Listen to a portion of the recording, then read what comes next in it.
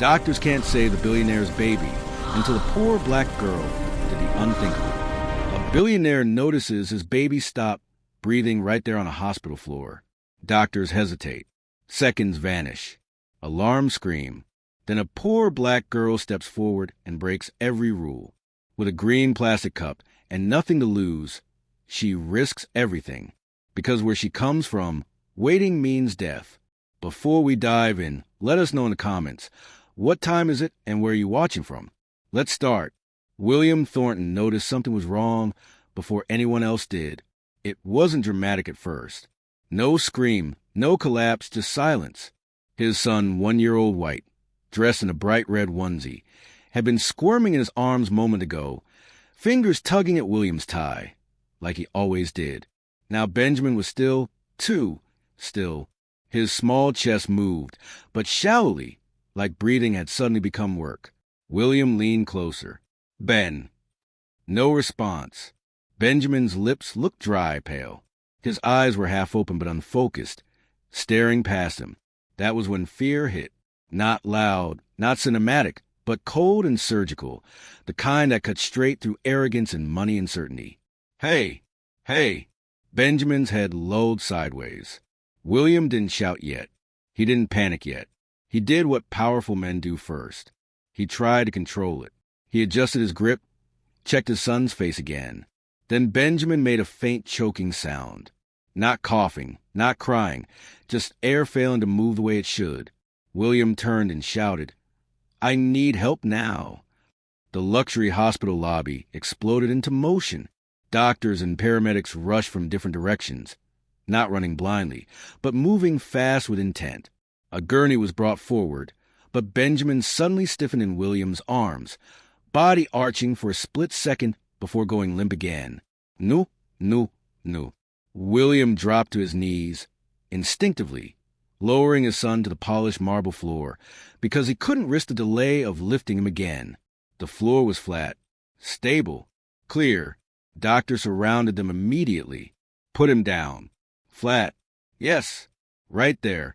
Oxygen masks monitoring leads. Gloved hands everywhere.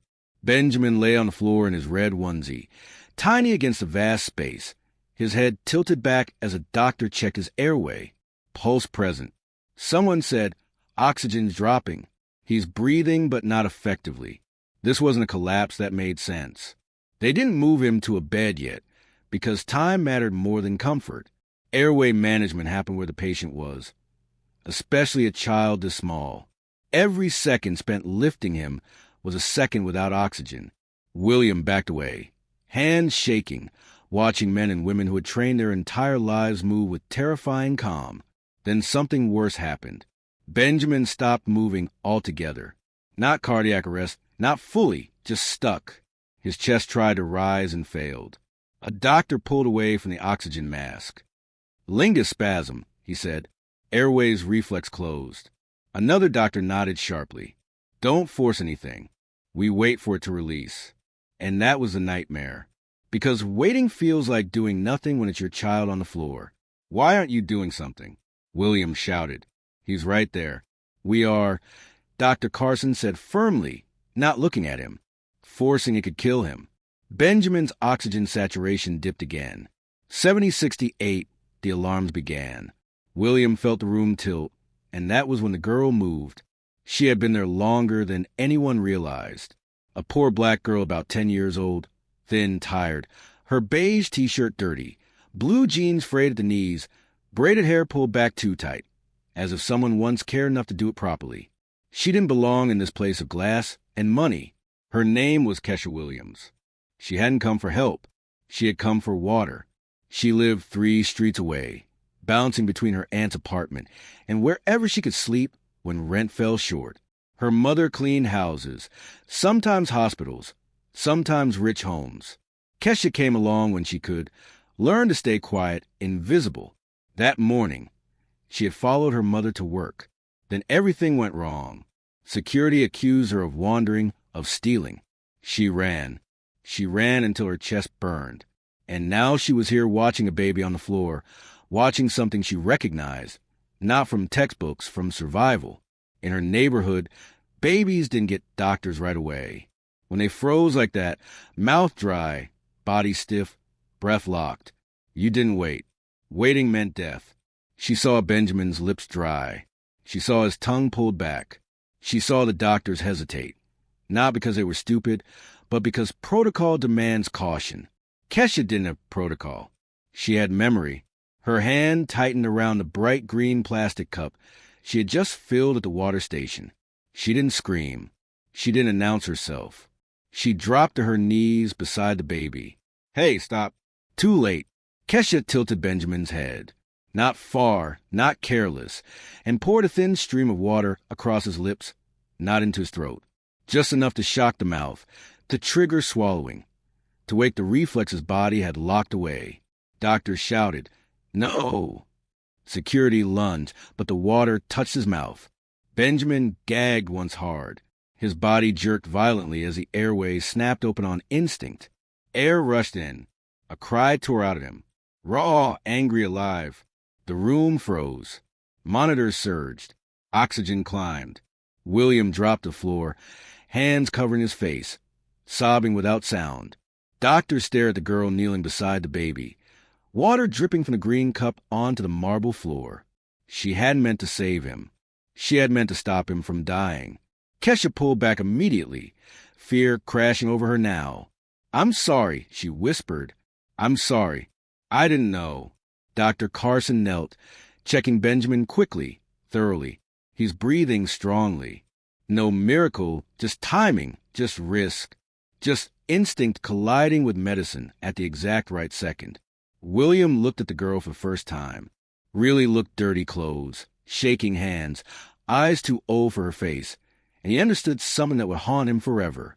If she hadn't been there, if she had stayed invisible, his son would be dead. That truth settled into William Thornton's chest, heavier than any market crash he had ever survived. Benjamin lay on the marble floor for several more seconds, crying weakly but breathing, small hands clenching and unclenching as doctors surround him again, this time with relief instead of fear. Oxygen saturation stabilized. The alarm softened into steady, reassuring beeps. "Okay," Dr. Carson said calmly, firmly. "Let's move him now." They lifted Benjamin carefully onto the gurney, the red onesie strap, with faint watermarks from the spill. He whimpered as they rolled him toward the pediatric unit. William started to follow. Then a hand closed around his sleeve. "Sir." He turned sharply. It was security. 2 guards now. Their eyes weren't on his son. They were on Kesha. She'd still knelt on the floor, the green plastic cup resting beside her knee, her hands shaking so badly she couldn't stand. The adrenaline had burned out, leaving only fear behind.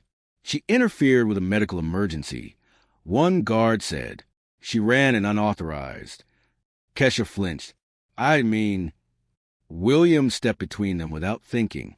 "No." The word came out low. "Absolute." The guards paused. "She didn't interfere," William said. His voice shook, not with anger, but with something worse. "She saved my son." Dr. Carson straightened. "That's correct," he said evenly. "And if anyone touches her, they'll answer to me."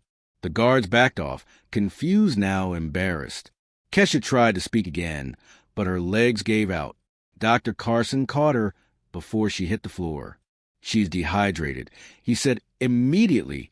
"Probably hasn't eaten." Kesha's head low forward. "I'm okay," she whispered, though she clearly wasn't. "I just needed water."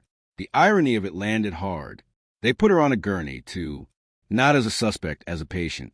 An hour later, Kesha sat in a quiet examination room wrapped in a thin hospital blanket. Someone had cleaned the dried dirt from her arms. A nurse had given her juice and crackers, which she held like they might disappear as she relaxed her grip. Dr. Carson checked her vitals. "You're 10, he asked gently. She nodded. "Where's your mother?" Kesha hesitated.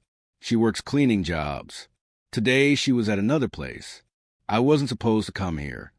William stood in the corner, listening. "Why were you running earlier?" Dr. Carson asked. Kesha stared at the floor. "They thought I was stealing." William closed his eyes. Security had done that. His security. They grabbed me, she continued quietly. I got scared. I ran. I didn't know where else to go. Dr. Carson nodded slowly. And you still came back. Kesha shrugged, embarrassed. He was a baby. That was it. No hero speech, no moral explanation, just that. William visited Benjamin first. The pediatric ICU was quieter, softer. Machines hummed instead of screamed. Benjamin slept now, a tiny oxygen tube under his nose, his red onesie replaced with a hospital blanket. William held his son's hand, trembling now that the danger had passed. Then he remembered the girl, and shame followed relief like a shadow. When William returned to Kesha's room, he didn't speak at first. He sat, waited. She noticed his shoes first, clean, expensive, then his hands, shaking like hers had been earlier. I'm sorry, he said finally. Kesha looked up, confused. For what? For not seeing you, she frowned. You saw me? No, William said.